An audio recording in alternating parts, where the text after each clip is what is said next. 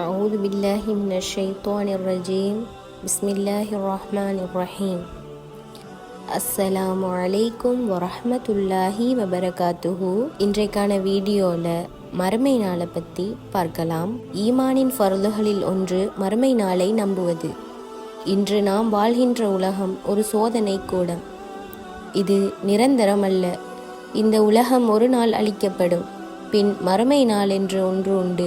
அதில் நாம் இந்த உலகத்தில் செய்த நன்மை தீமைகளுக்கு ஏற்றாற்போல் இறைவன் தீர்ப்பு வழங்குவான். நன்மை தட்டு கணத்தவர்களுக்கு சுவர்க்கமும் தீமை தட்டு கணத்தவர்களுக்கு நரகமும் வல்ல இறைவனால் சித்தப்படுத்தி வைக்கப்பட்டுள்ளன.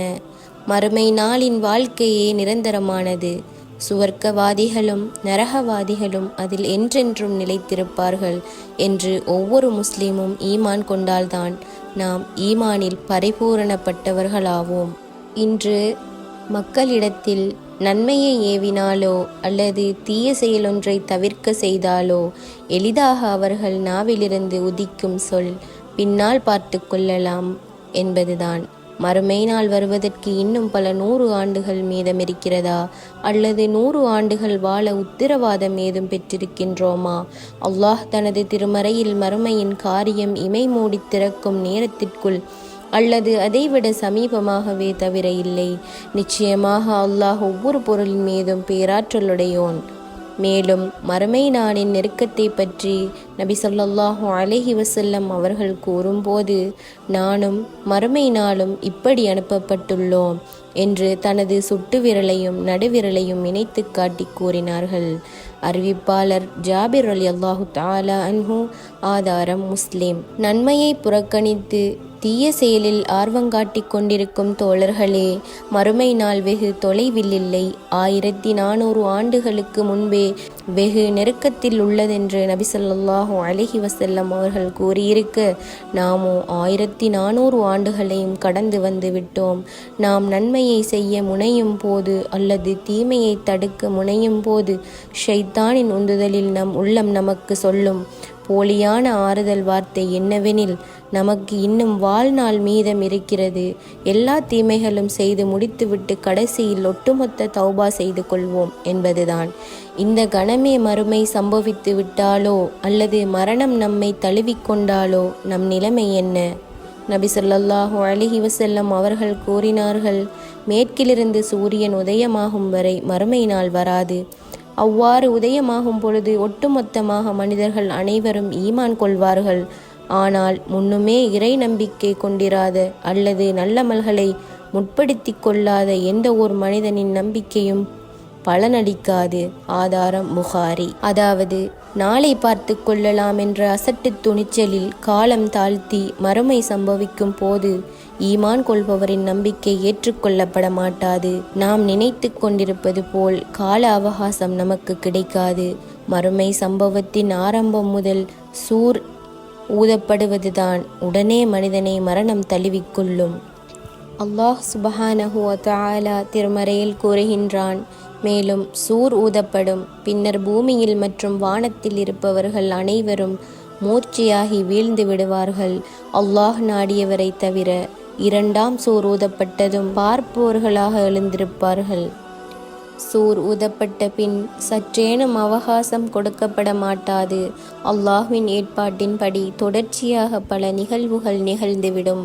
அன்று மனிதனின் நிலை மிக கடுமையானதாக இருக்கும். மறுமை திடீரென்று சம்பவித்துவிடும். அதன் விரைவை பற்றி நபி ஸல்லல்லாஹு அலைஹி வஸல்லம் அவர்கள் கூறினார்கள், 2 பேர் விற்பனைக்காக துணியை விரித்து இருப்பார்கள். அவர்கள் துணியை விற்பனை செய்திருக்கவும் மாட்டார்கள், சுருட்டி இருக்கவும் மாட்டார்கள். அதற்குள் மறுமை சம்பவித்துவிடும். மேலும் ஓர் மனிதன் தனது மடி கனத்த ஒட்டகத்தில் பால் கறந்து அப்போதுதான் வீடு திரும்பியிருப்பார். அதை பருகி இருக்க மாட்டார். அதற்குள் மறுமை சம்பவித்துவிடும். உங்களில் ஒருவர் உணவை தனது வாயறையில் கொண்டு சென்றிருப்பார். அதை புசித்திருக்க மாட்டார். அதற்குள் மறுமை சம்பவித்துவிடும். அறிவிப்பாளர் அபூ ஹுரைரா ரலியல்லாஹு தஆலா அன்ஹு. ஆதாரம் புகாரி. மறுமை என்றவுடன் நாம் எண்ணிக்கொண்டிருக்கின்றோம், ஏதோ இறைவன் நம்மை விசாரிப்பான், பின் வரிசையாக சுவர்க்கத்திலோ அல்லது நரகத்திலோ சேர்த்து விடுவான் என்று. உலகத்தின் நிகழ்வுகளைப் போலதான் இருக்கும் என்றும் எண்ணுகிறோம். அவ்வாறல்ல. அல்லாஹ் தனது திருமறையில், மனிதர்களே, உங்களுடைய இரட்சகனை பயந்து கொள்ளுங்கள். நிச்சயமாக மறுமை நாளின் அதிர்ச்சி மிக்க மகத்தானதாகும். அதனை நீங்கள் காணும் அந்நாளில் பாலூட்டிக் கொண்டிருக்கும் ஒவ்வொரு தாயும் தன் குழந்தையை மறந்து விடுவார்கள். கற்பம் சுமக்கும் ஒவ்வொரு தாயும் தனது சுமையை இறக்கி விடுவார்கள். மேலும் மதிமயக்கம் கொண்டவர்களாக மனிதர்களை காண்பீர்கள். அவர்கள் மதுவினால் மதிமயங்கியவர்களும் அல்லர். எனினும் அல்லாஹ்வின் வேதனை மிக கடுமையானதாகும். ஆகவே மறுமை நாளின் அதிர்ச்சியும் கடுமையும் நம் கற்பனைக்கு எட்டாதது. எந்த அளவுக்கென்றால், திக்பிரமை பிடித்து மதிமயங்கியவர்களாக இருப்பர். இன்று நாம் பார்க்கிறோம், நமது உடன் பிறந்தவர்கள், தாய் தந்தை, பாசத்திற்குரிய பச்சிலம் குழந்தைகள் நம்மை விட்டு மரணிக்கின்ற பொழுது துக்கம் தாங்கவில்லை. அழக்கூட முடியாமல் மனமெருகி செயல்பாடுகள் ஸ்தம்பித்து நினைவுகள் உறைந்து பார்த்த வண்ணமே இருக்கின்றோமே. இந்த நிலையை சற்று கற்பனை செய்து பாருங்கள். இதைவிட மறுமையின் நிலை பல 1000 மடங்கு கொடூரமானதாக இருக்கும். சூரியன் நெருங்கிவிடும். அதன் வெப்பமும் மறுமை நாள் நிகழ்வுகளின் பயமும் மனிதனை பீதியடையச் செய்யும். தீமைகளுக்கேற்றவாறு அதன் கடுமை இருக்கும். நபி ஸல்லல்லாஹு அலைஹி வஸல்லம் அவர்கள் கூறினார்கள், மறுமை நாளில் அவர்கள் தலைக்கருகில் சூரியன் நெருங்கி வருவதினால் வியர்வை ஊற்றெடுக்கும். அவர்களின் வியர்வை தரையிலும் 70 முழம் வரை சென்று பின் உயர்ந்து அவர்கள் வாயை அடைந்து இறுதியாக அவர்கள் காதுகளையும் அடையும். அறிவிப்பாளர் அபூ ஹுரைரா ரலியல்லாஹு தஆலா அன்ஹு. ஆதாரம் புகாரி. அல்லாஹ்வின் வேதத்தில் மறுமை பற்றிய உண்மையான வாக்குறுதி நெருங்கிவிட்டது. அது நெருங்கிவிட்டால் நிராகரிப்போரின் கண்கள் திறந்தவாறே இருக்கும். அப்போதவர்கள், எங்களுக்கு நேர்ந்த கேடே, திட்டமாக நாங்கள் இதை பற்றி மறந்தவர்களாகவே இருந்துவிட்டோம். அது மட்டுமில்லாது நாங்கள் அநியாயக்காரர்களாகவும் இருந்துவிட்டோம் என கூறுவர்.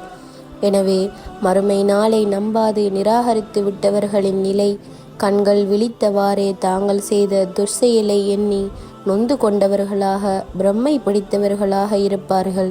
மேலும் அவர்கள் யாவரும் நரக நெருப்பின் விறகுகளே ஆவார்.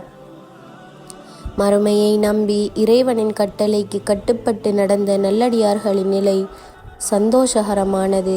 அல்லாஹ் தன் திருமறையில், நிச்சயமாக எவர்களுக்கு நம்மிடத்திலிருந்து நன்மைகள் முந்திவிட்டதோ அவர்கள் நரகத்தை விட்டு தூரமாக்கப்பட்டவர்கள். அன்றியும் அவர்களின் மனம் தாம் விரும்பியவற்றில் நிரந்தரமாக இருக்கும். மறுமை நாளில் மாபெரும் திடுக்கம் அவர்களை கவலைக்கு உள்ளாக்காது. மேலும் மலக்குகள் அவர்களை எதிர்கொண்டழைத்து, நீங்கள் வாக்களிக்கப்பட்டிருந்த அந்த நாள் இதுதான் என்று கூறுவர். எனவே மறுமை நாள் நல்லோருக்கு மிக சந்தோஷமான நாளாகும்.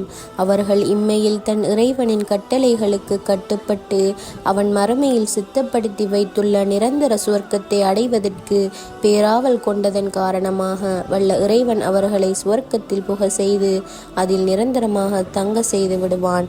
அதே நேரம் மறுமையை நம்பாத உலகமே நமக்கு நிரந்தரம் அல்லது பின்னால் பார்த்து கொள்ளலாம் என்று போலி சமாதானம் கூறியவர்களும், உலகத்தில் சொற்ப இலாபத்திற்காக பணம், காசு, பெண் மோகம் என்று இம்மையை நேசித்து மறுமையில் வல்ல இறைவன் நமக்கு தரக்கூடிய சுவர்க்கத்தை நிராகரித்து செய்த தவறுகளுக்கு மறுமையில் நாம் வல்ல இறைவன் முன் நிறுத்தப்பட்டு விசாரணை செய்யப்படுவோம்.